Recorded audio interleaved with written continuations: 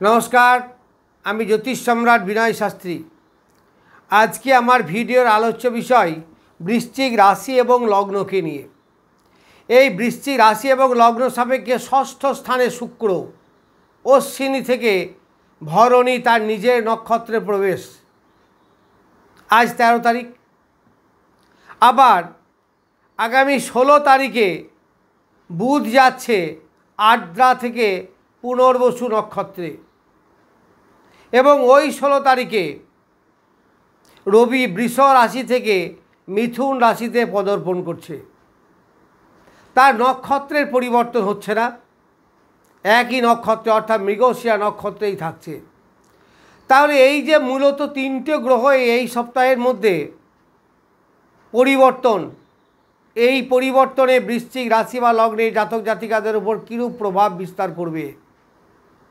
প্রথমে বলি, বৃশ্চিক রাশি ও লগ্ন সাপেক্ষে সপ্তমপতি এবং দ্বাদশপতি বুধ শুক্র, এই শুক্র বসে আছে ষষ্ঠে।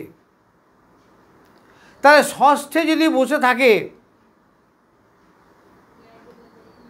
তাহলে দ্বাদশে দৃষ্টি দিচ্ছে, আবার তার নিজের নক্ষত্রে। তাহলে নিজের নক্ষত্রে থেকে যে বলবান শুক্র, এই শুক্র চাকরিতে সহায়তা করবে, অবশ্যই করবে। কারণ ষষ্ঠ থেকে আমরা চাকরি বিচার করি, ষষ্ঠ থেকে আমরা পরিশ্রম বিচারের করে পরিশ্রমের মাধ্যমে অর্থ উপার্জন করতে হয়, সেটা ভালোই হবে, বেশ ভালো হবে। এই ষষ্ঠ স্থান শুভগ্রহ, নৈসর্গিকভাবে শুভগ্রহ। তাহলে যে চাকরির কথা বলছি সেই চাকরির মধ্যে শৌখিনতা, বিলাসিতা, আরাম প্রিয়তা অর্থাৎ কমফর্টেবল লাইফ লিড করবে। তবে চাকরি দূরে হবে, দূরে হলেই ভালো হবে। যারা চাকরির দোরগোড়ায় ঝুলে আছেন বা অ্যাপয়েন্টমেন্ট পেতে চলেছেন, তাদের চাকরি হবে। সব সময় যে সরকারি চাকরি এটা কিন্তু ভাববেন না, কারণ সরকারি চাকরি সেখানে আরেকটু অন্যরকমভাবে দেখতে হয়, যেখানে রবির প্রভাব থাকে খুব বেশি। তো আমি সাধারণভাবে পরিশ্রমের বিনিময়ে যে অর্থের যোগান বা উপার্জন সেটাই বলছি। এছাড়া ষষ্ঠ থেকে মামা, মাসি, পিসি এইগুলো বিচার হয়। তাহলে তাদের সঙ্গে একটা সুসম্পর্ক সৃষ্টি হবে। যাদের সুসম্পর্ক আছে তাদের আরও ভালো হবে। আমাদের রোগের বিচার হয়, ষড়রিপুর বিচার হয় এই ষষ্ঠ স্থান থেকে। তাহলে এরকম একটা শুভ গ্রহ যে স্বনক্ষত্রে বলবান, তাহলে রোগ মুক্তি ঘটবে। রোগের হাত থেকে অনেকেই আপনারা পরিত্রাণ পাবেন। আবার ঋণ পরিশোধ হবে। ব্যবসার মাধ্যমে উপার্জিত অর্থ দিয়ে তাদের ঋণ পরিশোধ হবে। আবার এই চতুর্থের তৃতীয় স্থান হচ্ছে এই ষষ্ঠ স্থান। ফলে চতুর্থ থেকে যে বাড়ি ঘর, যানবাহন ক্রয় এইগুলো করার জন্য যারা লোন চাইছেন তারা অবশ্যই লোন পাবেন। এই ষষ্ঠ স্থানে পেমেন্ট বিচার করা হয়। তাই যাদের প্রচুর টাকা ধার বাকি পড়ে গেছে, ধার দিয়ে পাচ্ছেন না, তাদের কিন্তু ঋণ পরিশোধ হবে, অর্থাৎ তাদের টাকা আদায় হবে বা টাকা পেয়ে যাবেন। এছাড়া ভাড়া বাড়ি, ভাড়া দিয়ে যারা অর্থ উপার্জন করেন তাদের উপার্জন হবে ভালো। আবার যারা ভাড়া বাড়িতে থাকেন তাদেরও মালিকের সঙ্গে বনিবনা হওয়া, নতুন বাড়ি পাওয়া, ভালো বাড়ি পাওয়া, এইগুলো কিন্তু দেখা যাবে। এইবার দ্বাদশপতি শুক্র, তাহলে দ্বাদশ থেকে আমরা ব্যয়ের বিচার করি। এই ব্যয় স্থানে শুক্র নিজে দৃষ্টি দিচ্ছে, যার ফলে ব্যয় হবে, কিন্তু ব্যয়টা সৎ ব্যয় হবে, ভালো ব্যয় হবে, ভালো খাতে ব্যয় হবে, যে ব্যয়ের মাধ্যমে শৌখিন দ্রব্য লাক্সারিয়াস গুডস কেনা অথবা ছেলে মেয়েদের লেখাপড়া শেখানো, যানবাহন কেনা ইত্যাদি খাতে খরচ হবে। আবার যাদের দাম্পত্য জীবন, তাদের শয্যা সুখ, বিশ্রামের ঘুম, আরাম, এইগুলো সবই পাবেন।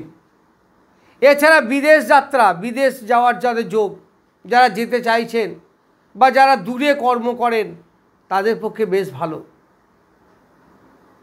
সুতরাং বিদেশ যাওয়ার যোগ অনেকটা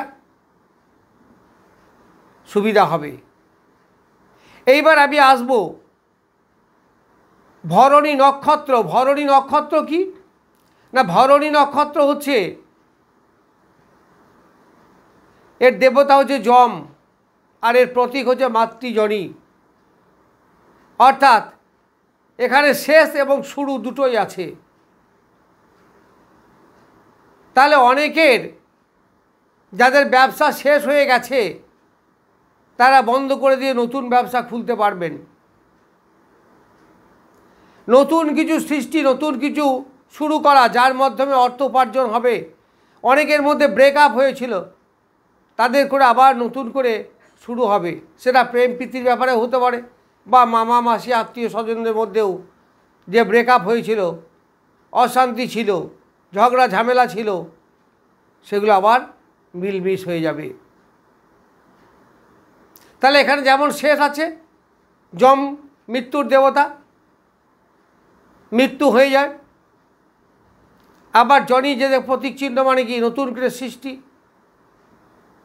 তাহলে অনেকের অনেক কিছু ব্যবসাপাতি উপার্জন বন্ধ হয়ে আবার নতুন করে শুরু হবে। যারা ব্যবসা করব ভাবছেন তাদের ডিসিশন হবে, ব্যবসা শুরু হবে, ব্যবসা হবে। এরপর আমি আসব অষ্টমস্থ বুধ এবং রবি। বৃশ্চিক রাশি এবং লগ্ন সাপেক্ষে বুধ অষ্টমে সক্ষত্রস্থ। আবার দশমপতি রবি অষ্টমে, এখানেও চাকরি ইন্ডিকেট করে, চাকরির পরিবর্তন, চাকরি নতুন চাকরি হবে। আবার শুধু চাকরিই নয়, যারা অকাল সায়েন্সের ব্যবসা করেন তাদের বেশ ব্যবসা ভালো চলবে, ভালো হবে, নতুন করে শুরুও করতে পারবেন।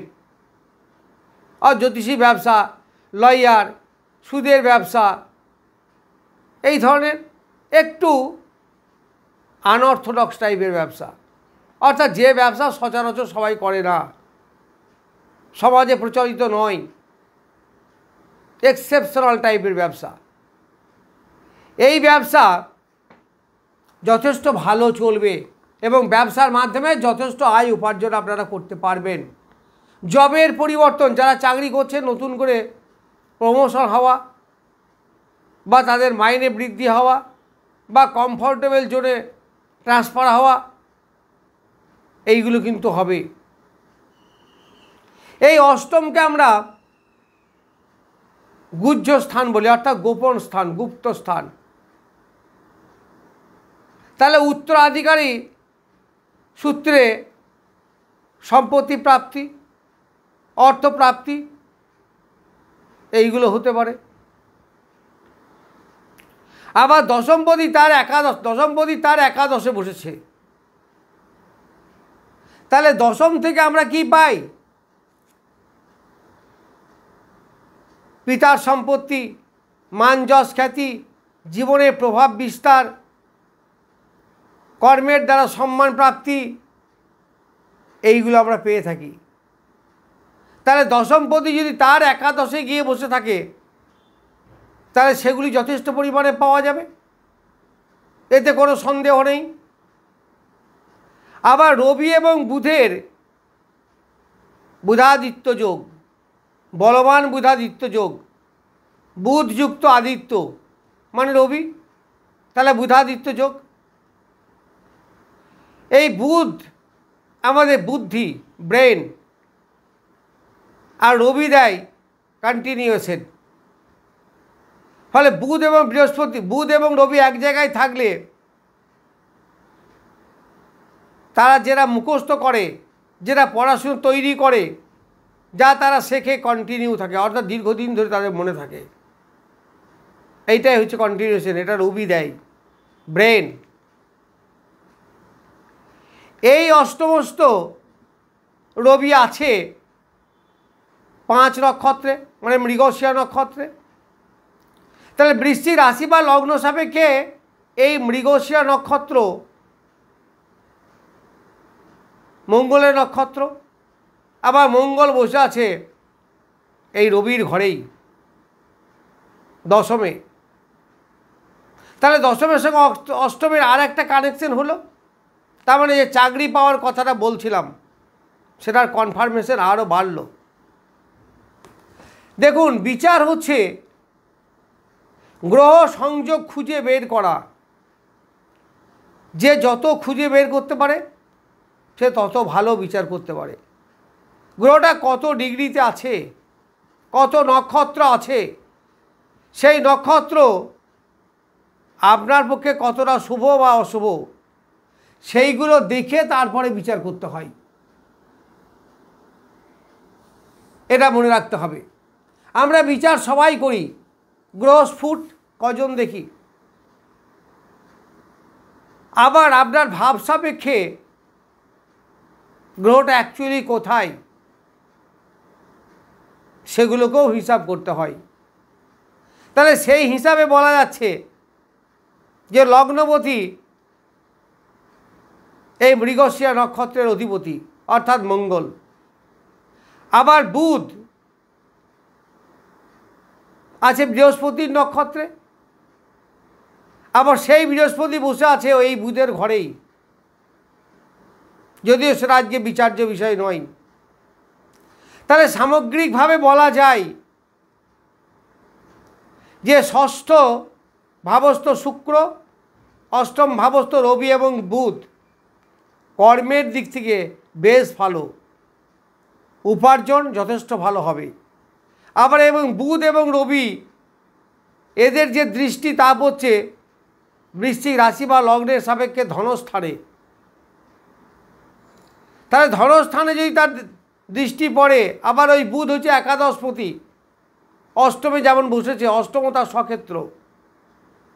তাহলে অষ্টমপতি একাদশপতি বুধ দৃষ্টি দিচ্ছে ধনস্থানে, অর্থাৎ দ্বিতীয়, যার ফলে বাক্য বিচে যারা ব্যবসা করে, এজেন্সি ব্যবসা, রিপ্রেজেন্টেটিভ টাইপের ব্যবসা, এদেরও কিন্তু বেশ ভালো উপার্জন হবে। এরা বাক্য বিচে উপার্জন করতে পারবেন, এইগুলো এখন কিন্তু বেশ ভালো চলবে। তাহলে সামগ্রিকভাবে এই 13 তারিখ থেকে 26 তারিখ পর্যন্ত জুনের আপনাদের আয় উপার্জন থেকে আরম্ভ করে বিদ্যাক্ষেত্র, যারা রিসার্চ করছে, যারা পিএইচডি করছে, তাদের খুব ভালো, সহজেই পিএইচডিতে কাজে লাগবে। কারণ অষ্টম থেকে আমাদের পিএইচডি, রিসার্চ এগুলো বিচার করা হয়। আবার এখানে বলবান বুধাদিত্য যোগও তৈরি হয়েছে, যার ফলে আপনাদের পিএইচডি যারা করছেন, এই লেভেলের যারা স্টুডেন্ট আছেন তাদের বেশ ভালো হবে। যারা তন্ত্র শিক্ষা করছেন, যারা জ্যোতিষ শিখছেন, তাদের পক্ষে বেশ ভালো সময়। যাই হোক, আমি বৃশ্চিক রাশি সাপেক্ষে রবি, বুধ এবং শুক্রের অবস্থান এবং তাদের ফলাফল সম্বন্ধে কিছু বললাম। নমস্কার, আজ এ পর্যন্তই।